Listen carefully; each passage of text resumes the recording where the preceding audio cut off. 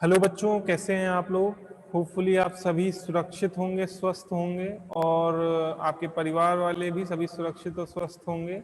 और आपसे उम्मीद करते हैं कि आप सरकार की बनाई हुई सभी नियम कायदे कानून को आप पालन करेंगे, क्योंकि उससे आप अपने आप को ही नहीं, सिर्फ अपने समाज, अपने परिवार, सबकी सुरक्षा करेंगे, आप स्वयं करेंगे। चलिए आइए बढ़ते हैं, हम एक नए चैप्टर को स्टार्ट करते हैं, दैट इज हड़प्पन सिविलाइजेशन, जो कि 9th आईसीएससी बोर्ड का पहला चैप्टर है, हड़प्पन सिविलाइजेशन। इसमें हम पढ़ेंगे, आइए देखते हैं सिविलाइजेशन के बारे में बात करते हैं। सिविलाइजेशन क्या है या ओल्ड सिविलाइजेशन है हड़प्पन सिविलाइजेशन, उसका डिस्कवरी क्या हुआ, उससे सबसे रिलेटेड हम चीजें बात करेंगे। चलिए शुरू करते हैं बिना किसी देरी के। Civilization is defined as a advance stage of the human cultural development. क्या है सिविलाइजेशन, क्या है? एक ऐसा डेवलपमेंट बताया गया है, एक ऐसा विकास बताया गया जिसमें क्या है कि हम कल्चरली डेवलप कर रहे हैं, मीन्स हम सही तरीके से रहना सीख रहे हैं, रहन सहन का तरीका बदल रहा है। ठीक है। It implies the use of superior technology. उस समय में सबसे जो आधुनिक चीजें हैं उन सभी चीजों का इस्तेमाल करना हो, चाहे उसको सही तरीके से इस्तेमाल करना हो, कॉम्प्लेक्स इनको इकोनॉमिक रिलेशनशिप, अलग अलग देशों के साथ हमारा जो आर्थिक हालत है उसको सुधारना, आर्थिक हालात को सुधारना।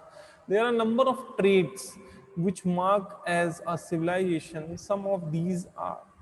ठीक है, कुछ ऐसे इलाके हैं जिनको एज सिविलाइजेशन हमने मार्क किया है। तो आइए देखते हैं इवोल्यूशन ऑफ सिटीज। सबसे पहला क्या है, किस बेसिस पे हम डिसाइड करते हैं कि ये सिविलाइजेशन है या नहीं।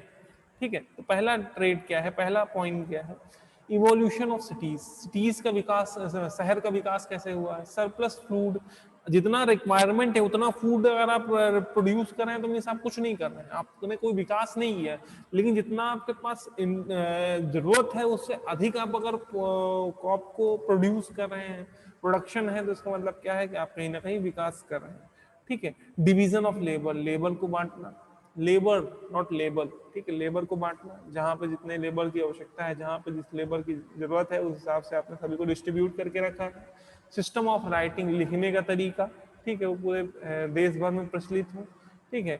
मोन्यूमेंटल पब्लिक बिल्डिंग्स, क्या है, अलग अलग पब्लिक बिल्डिंग्स जो आपने बना के रखी हुई हैं लोगों के लिए, सभी जरूरतों के लिए।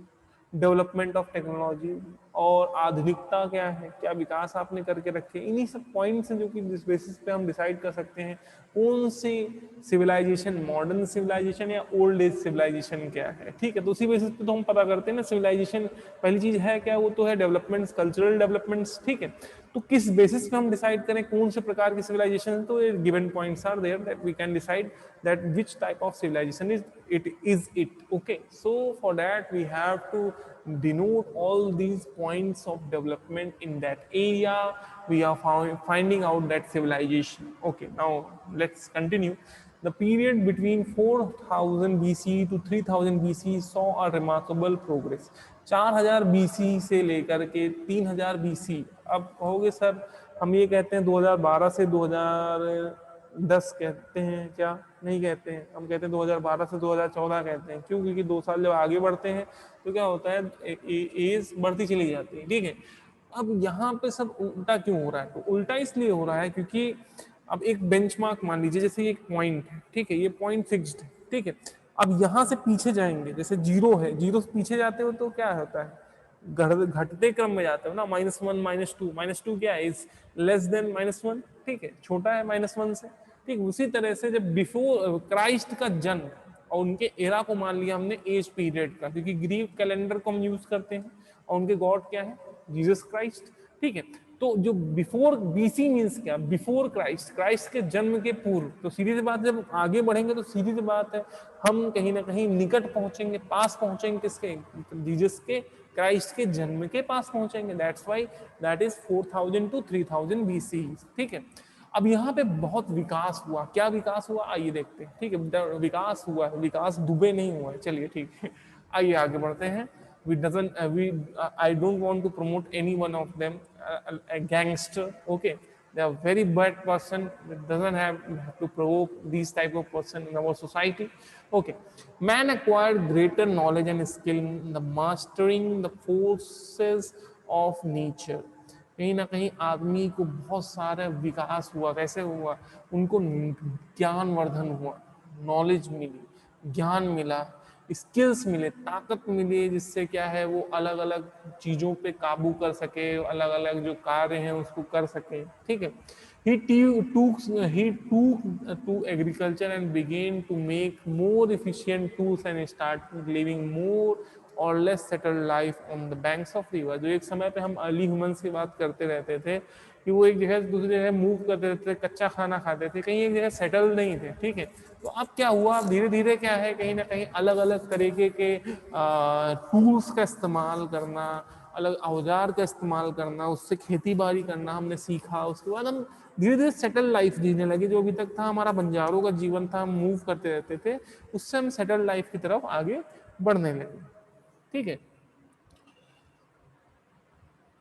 अब रहते कहाँ थे, ये भी एक चीज जान लीजिए। हम रहते थे ज्यादातर नदी के किनारों पे रहते थे। क्यों रहते थे, क्योंकि वहाँ वो एक ऐसा प्लेस होता था जहाँ पर आसानी से क्या मिल जाता था, पानी मिल जाता था। और पानी हमेशा, आप माने चाहे ना माने, पानी हमेशा एक इम्पोर्टेंट रोल करता है। और कहीं ना कहीं कई लड़ाइयाँ भी जो हैं, जो पानी की वजह से ही होती हैं, ठीक है।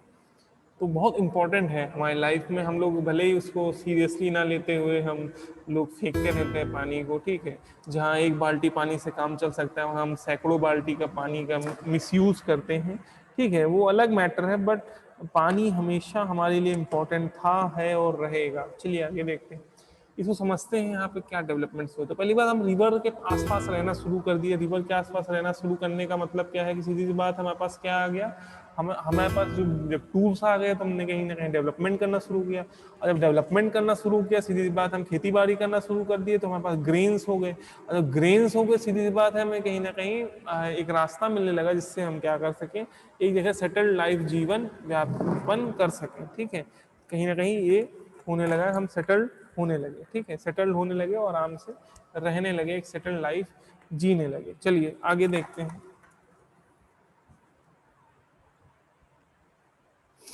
नेक्स्ट बढ़ते हैं।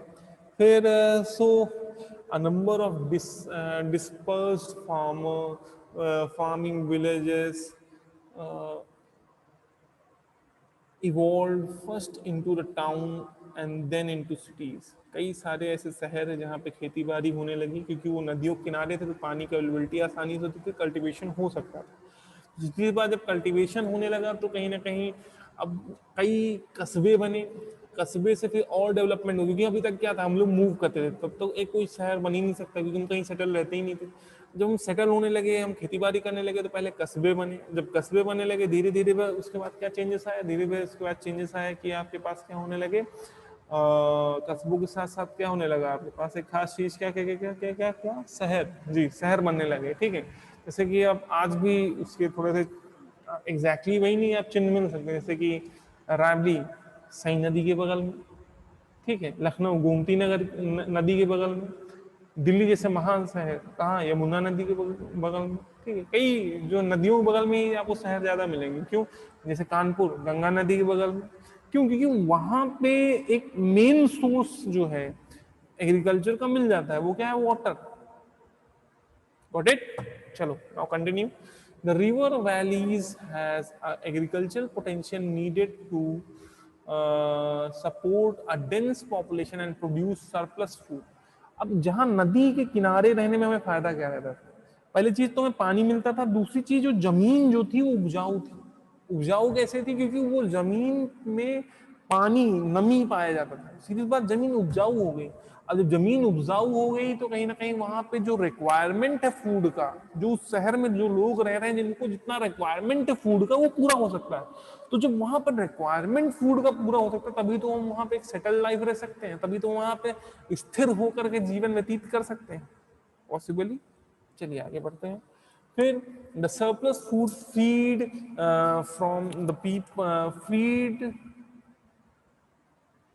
some people from the task of produce their own food. Such individual gradually became the specialist and developed a substantial range of new skills such as writing, using metals and making their alloys, seal making and large scale construction. अब जब सीधी सी बात है कि अगर food surplus नहीं होगा, एक normal सी बात समझो, वंशिका या वंशिका वंशिका गौतम या तो अच्छा ये बेटा आप सोचो, एक सिंपल सी बात सोचो, अगर जितना हमें जरूरत है, ठीक है, उतना खाना हम प्रोड्यूस कर पा रहे हैं। अभी मान लो जो जैसे आपके घर में 5 लोग, अब 5 लोग गए खेती करने, ठीक है, अमूमन आप लोग खेती नहीं करने जाते हो, मीन्स आप समझ लो आप खेती करने गए। अब खेती करने गए आपने गेहूं लगाया, ठीक है, वंशिका ने गेहूं लगाया, वैशाली ने लगा दिया धान लगा दिया, पापा ने लगा दिया चावल लगा दिया, वो सॉरी चावल क्या है, सब्जी लगा दी, आलू लगा दिया, मम्मी ने लगा दिया बैगन लगा दिया, और दादी ने मूली लगा दिया, कुछ भी, ठीक है, एक समझ सकते हो। तो आपने जो प्रोड्यूस किया उतना आपने खा लिया, ठीक है, तो पूरा परिवार तो सिर्फ एक ही चीज से जुड़ा हुआ है ना, कि हम इतना प्रोड्यूस कर सके कि हम खा लें, ठीक है, बस इतना ही तो कर पा रहे हो आप लाइफ में, और कुछ नहीं कर सकते ना। वैसे ही जब जो लोग आपके साथ जुड़े हुए हैं, ठीक है, जो लोग उस सिविलाइजेशन से जुड़े हुए हैं, और जब वहां पे इतना ज्यादा प्रोडक्शन होने लगा, सीधी सी बात है, सरप्लस प्रोडक्शन, ये जितनी जरूरत है उससे ज्यादा फूड होने लगा, तो जो लोग अब पूरे लोग जुड़े हुए थे फिर प्रोडक्शन से रिलेटेड, अब लोग फ्री होने लगे। फ्री कैसे होने लगे? सीधी सी बात, उनको काम नहीं करना पड़ेगा, क्योंकि वो फ्री होकर के और कोई काम कर सकते हैं। जब और कोई काम में हम दिमाग लगाएंगे तभी तो वहां पे डेवलपमेंट होगा। तो इसी कारण से जो नए लोग थे नए स्किल को शुरू किए, लिखने की प्रथा शुरू किए, मेटल्स को मोल्ड करने की, बनाने की, अलग अलग सिक्के बनाने की, ठीक है, मुहर बनाने की, ये सब चीज बनाने में हम लोगों ने कहीं ना कहीं महारत हासिल की, डेवलपमेंट्स देखे। वो डेवलपमेंट्स कहाँ से आए? जब हम लोग फ्री थे, हमारे पास समय था, ठीक है। चलिए, सच knowledge and skill enabled the people to advance to a new stage in the progress of civilization। और यही सब जो इंफॉर्मेशन थी, यही सब जो नॉलेज थी, हमें क्या की, हमें ये ताकत दी कि हम जा करके आगे हम अपने सिविलाइजेशन में और चीजें बढ़ा सके, प्रोग्रेस कर सके, ठीक है, ठीक है, इसी कारण सिविलाइजेशन बना। चलिए आगे बढ़ते हैं, bronze age civilization. Okay, bronze age civilization क्या है?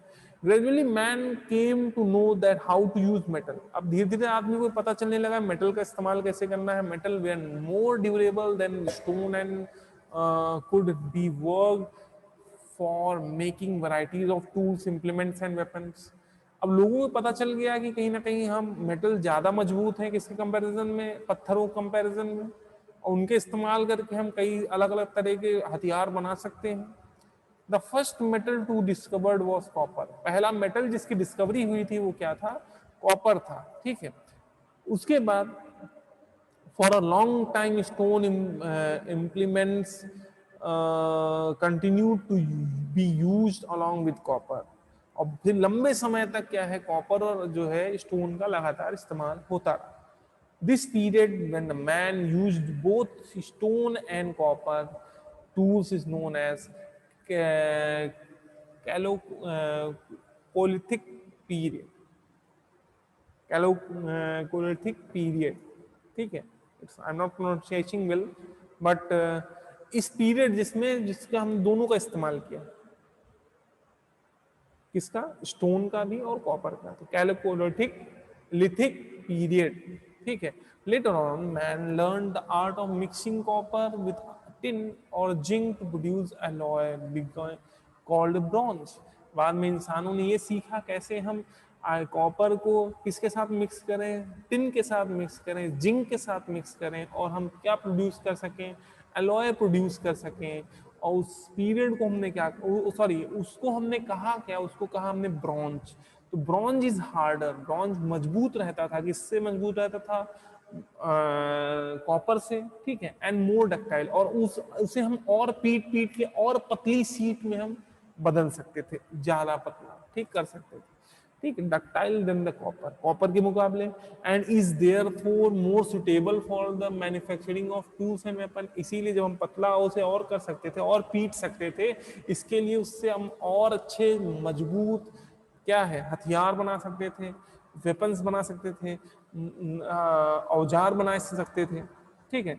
Because of the importance of bronze in the growth of the first civilization, these civilizations are known as bronze age civilization. Bronze का इतना ज्यादा उपयोग, जिससे क्या ये सिविलाइजेशन में पाया गया, इतना ज्यादा डेवलपमेंट पाया गया ब्रॉन्ज के वजह से, इसीलिए इन सिविलाइजेशंस को हम क्या कहते हैं, ब्रॉन्ज एज सिविलाइजेशन, क्योंकि उस समय पे ब्रॉन्ज का डेवलपमेंट हुआ था और वो कहीं ना कहीं इंपॉर्टेंट एलिमेंट की तरह, सॉरी एलॉय की तरह था आपका ब्रॉन्ज। ठीक है भाई, अबाउट 2500 BC, लगभग 2500 बिफोर क्राइस्ट, मतलब ईसा मसीह के जन्म के proof, 4 bronze age civilization emerge, 4 तरह के ब्रॉन्ज एज सिविलाइजेशन पाए गए थे। पहला, the Harappan civilization in northern and the western part of Indian Pakistan. Harappan civilization पाया गया था, जो कि कहाँ था, नदन और वेस्टर्न पार्ट में था, किसके किसके, इंडिया और पाकिस्तान के। ठीक है, उस समय पे इंडिया पाकिस्तान नहीं हुआ करता था, उस समय एक समूचा देश हुआ करता था। उस समय हमारी countries are not divided on, हमारे बॉर्डर डिवाइडेड नहीं थे। दूसरा क्या था, Mesopotamia civilization on the bank of river Euphrates and Tigris in modern era। और दूसरा जो मेसोपोटामियम सिविलाइजेशन था, जो कि कहाँ पे, टिग्रिस और जो है कहीं और ये यूफोरेट्स रिवर के पास जो है, उनकी नदियों के किनारे में पाए गए थे सिविलाइजेशन। फिर तीसरा क्या था, द चाइनीज सिविलाइजेशन, जो कि कहाँ था, होंगवो एंड यंटिस रिवर के आसपास था। देखो जितने भी सिविलाइजेशन ने रिवर के पास पाए, क्यों पाए, क्योंकि वहां पे अच्छा सॉइल मिलता था, जिससे हम जब प्रोडक्शन बढ़ा सकते थे। क्लियर। फिर the Egyptian civilization on the bank of the Nile river in Egypt. और फिर इजिप्टियन सिविलाइजेशन कहाँ मिला, नाइल नदी के किनारे, कहाँ पे, Egypt. Harappan civilization, the discovery of Indus valley civilization in the 20th century was an important event in Indian history। क्या है कि भारत के इतिहास में इंडस वैली सिविलाइजेशन, या हम कहें कि हड़प्पन सिविलाइजेशन का जो डिस्कवरी है, एक बहुत बड़ा रोल अदा करता है। Up to this time it was believed that the history of India began with the advent of Aryans. अभी तक ये माना जाता था कि कहीं ना कहीं भारत का इतिहास सिर्फ आर्यन के आ जाने से ही शुरू हुआ था।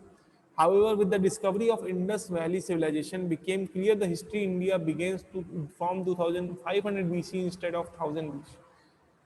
अभी में पता चला कि जो हम समझ रहे हैं कि 1000 साल पहले जन्म के, ईसा मसीह के जन्म के 1000 साल पहले से हमारा इतिहास शुरू हुआ है, वो हम पता चला जाके कि लगभग 2500 साल पहले से हमारा यहाँ लोग रह रहे हैं और कई सिविलाइजेशन पाई जा रहे हैं।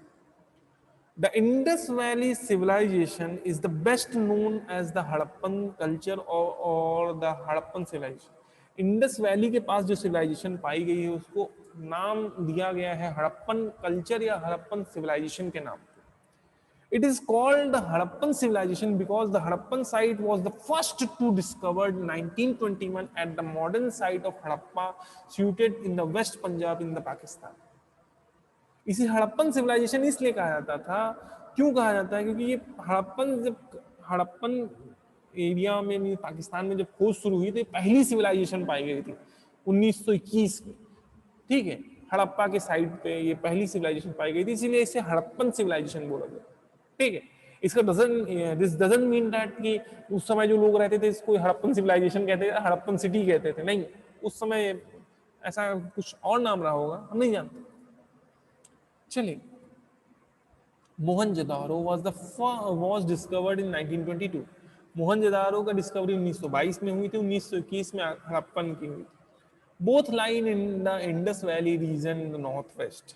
दोनों इंडस नदी के पास ही पाए जाते हैं, किनारों पे ही पाए जाते हैं।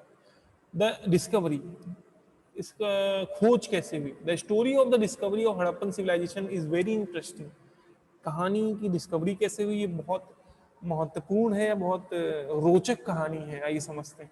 अंडर लॉर्ड कर्जन इन 1908, आपको पता है 1901 में लगभग अंग्रेजों का शासन था हमारे देश में। जो लॉर्ड कर्जन 1901 में, sir John Marshall was the director general of archaeology survey of India. John Marshall जो थे वो कौन थे, वो थे डायरेक्टरेट थे, जो कि कहीं ना कहीं आर्कोलॉजिकल सर्वे कर रहे थे, कि यहाँ पे डेवलपमेंट्स देख रहे थे कि पहले हम क्या डेवलपमेंट्स थे, पहले कौन सी सिविलाइजेशन पाई जाती थी। It was under him that the Harappan civilization came in the revealed. उन्हीं के समय काल के समय ही ये पता चला कि हड़प्पन सिविलाइजेशन भी नाम की कोई सिविलाइजेशन भी है। अर्लियर इन 1862, इससे पहले 1862 में sir Alexander Cunningham worked as archaeological surveyor. इससे पहले अलेक्जेंडर कनिंघम जो है वो आर्कियोलॉजिकल सर्वेयर के रूप में काम किए। He found some strange unidentified seals in the neighbourhood of Harappa in Punjab. उनने कुछ ऐसे चिन्ह पाए थे, कुछ ऐसे कहीं ना कहीं आप कह सकते हो सील्स पाई थी जो कि हड़प्पा के पास आसपास मिली थी, जो कि अनआइडेंटिफाइड थी, आइडेंटिफाइड नहीं थी, बाकायदे उसमें कुछ भी पता नहीं चल पाया था साफ साफ कि किस चीज के बारे में था, क्या डेवलपमेंट्स थी। ठीक है, तो in 1921 Dayaram Sahani, an officer in the Archaeological Survey of India, got the ruins dug out of the discovery the area in and around Harappa. In 1922, R.D. Banerjee was led to a site by the Buddhist monk who wanted to excavate a mound, thinking that a Buddhist stupa. R.D. Banerjee, while digging out the ruins, came out across many strange objects. This was the city of Mohenjo-daro, the mound of the dead, as the name implies. The pattern of civilization as Mohenjo-daro was similar to the Harappa. अब कहीं ना कहीं जब इसके बाद civilisation में फिर क्या है, 1921 में दयाराम साहनी ऑफिसर के रूप में आर्कोलॉजिकल सर्वे ऑफ इंडिया ने फिर खुदाई की और हड़प्पन सिविलाइजेशन को फाइंड आउट किया। और फिर R.D. बनर्जी जब 1922 में जो थे, याद रखिए तब भी हमारा देश आज़ाद नहीं हुआ था, तो फिर ये हुआ कि कुछ बुद्धिस्ट मॉन्क्स थे, बुद्ध को मानने वाले थे, उनने वहाँ पे खुदाई करने की कहा, क्योंकि उनको लग रहा था कि यहाँ पे उनकी मूर्ति दबी हुई है, कुछ चीजें दबी हुई हैं गौतम बुद्ध से रिलेटेड। ठीक है, तो वहाँ खुदाई हुई तो वहाँ पता चला क्या है कि एक शहर मिला और बहुत अलग अलग तरीके की चीजें मिली, जिससे पता चला ये क्या था, मोहनजोदारो। ठीक है, ऐसा सिटी जिसमें सभी लोग दफन हो चुके हैं। ठीक है, और बहुत पुरानी सिटी है, तो उसके बारे में उससे चीजें मिली और वो सारी चीजें सिमिलर किससे थी, हड़प्पन सिविलाइजेशन से सिमिलर थी। चलिए, sources. Our knowledge of the Harappan civilization is based entirely on archaeological remains such as buildings, poetry, sculptures, seals and cemeteries. हमारे पास हड़प्पन सिविलाइजेशन से रिलेटेड जो भी नॉलेज है वो सारी नॉलेज हमारे पास किसी ने दी नहीं है। वो सारी नॉलेज हमें कहाँ से मिली है, वो सारी नॉलेज हमें मिली है जो कुछ भी हमें दफन मिला है किसके अंदर, जमीन के अंदर, उसी से हमें सारी नॉलेज मिली। This is so because no advocate written record are available, क्योंकि कुछ भी लिखा पढ़ा भी हमें नहीं मिला उस समय का। ठीक है, a number of seals were discovered with a few letters engraved on each, but the script has not been deciphered as yet. Therefore, the major source of our information on the Harappan civilization are the following. क्या है कि जो हमारे पास sources हैं, ठीक है, हमारे पास sources के रूप में जो कुछ हमें मिला वही है। ठीक है, कुछ लिखा पढ़ा हमें नहीं मिला, कुछ सील्स मिली, उसमें कुछ कुछ चीजें बनी हुई हैं, कुछ लिखा हुआ है, बट उसको हमने आज तक पता नहीं कर पाए वो है क्या, क्या लिखा हुआ। तो हमारे पास सोर्सेज क्या है वो देखें। द ग्रेट बाथ का the great bath as the Mohenjodaro is a massive structure which is thrown lights on the life of the people and the culture of the Harappa. The great bath एक क्या कहते हैं, मोहनजोदारो में एक बहुत बड़ा स्ट्रक्चर है जिससे पता चलता है कि हाँ वहाँ कैसे लोग रहते रहे होंगे। ठीक है, हमने अंदाजा लगाया, करेक्ट इंफॉर्मेशन कोई नहीं। The construction of the great bath indicates that the art of building has reached N high degree of perception at that time. Means जब हम वो देखते हैं, बिल्डिंग्स को देखते हैं, तो हमें पता चलता है कि कहीं ना कहीं डेवलपमेंट्स बिल्डिंग को बनने को लेकर बहुत ज़्यादा हो चुके थे। The massive structure point out that there might have existed a ruling class that could mobilize labor, collect taxes and build a huge structure for the public. जब बिल्डिंग इतना बड़ा था देख करके पता लगाया जा सकता था कहीं ना कहीं एक रूलिंग क्लास होगी जो कि टैक्स कलेक्ट करती है और कहीं ना कहीं लेबर को भी इकट्ठा कर सकती थी, जिससे क्या है वो बिल्डिंग्स बना सकती थी। चलिए, most of the scholar agree that the great bath might have been used for the religious purpose. This indicates the importance attached to the ceremonial bathing in the karst tanks, pools and rivers since the time of immemorial real। ठीक है, बहुत से लोग, बहुत से ऐसे जो है ज्ञाता हैं, धर्म के ज्ञाता हैं, उनका यही मानना है कि कहीं ना कहीं जो धर्म के विषय में पढ़ते हैं कि ग्रेट बात का मतलब क्या है कि ऐसा कोई पूजा हुआ करता होगा, ऐसा कोई कार्य हुआ करता जिसमें सभी लोग एक समय पर उस टैंक में जाकर के, पूल में जाकर के नहाते होंगे। The design of the great bath portrays the efficient planning of the structure relating to the water supply and sewage disposal। और जब उसका स्ट्रक्चर देखा गया, जो दफन है उसका स्ट्रक्चर देखा गया, तो पता चला कितना डेवलपमेंट हो चुका था। डेवलपमेंट कैसे हो चुका था, क्योंकि पानी का निकासी से लेकर के और पानी को कैसे वहां पे लेकर जाए, सारा कुछ वेल डिजाइन था। ठीक है, अब सिटेडल, द सिटेडल्स जो है हम आगे पढ़ेंगे। ठीक है, thank you very much for watching this video. और आगे अच्छे से जानने के लिए हड़प्पन सिविलाइजेशन के बारे में और क्या खास खास चीजें हैं जिनके बारे में हमने पढ़ा है, क्या हम जान सकते हैं, वो सब कुछ हम यहाँ जानेंगे नेक्स्ट वीडियो में। और हमारे साथ जुड़े रहे, बने रहे। ये लास्ट वीडियो है जो आपको पब्लिक मिलेगा, और सारे वीडियोज आपको अनलिस्टेड रहेंगे या फिर उसकी लिंक्स आपको नहीं मिल पाएंगी। अगर आपको लिंक्स चाहिए तो आपको गिवन डिस्क्रिप्शन बॉक्स में आपके पास नंबर है, आप कॉल कर सकते हैं और सारे लिंक्स हमसे ले सकते हैं। Thank you very much for watching this video till last. Take care, have a great day, good bye, Tata.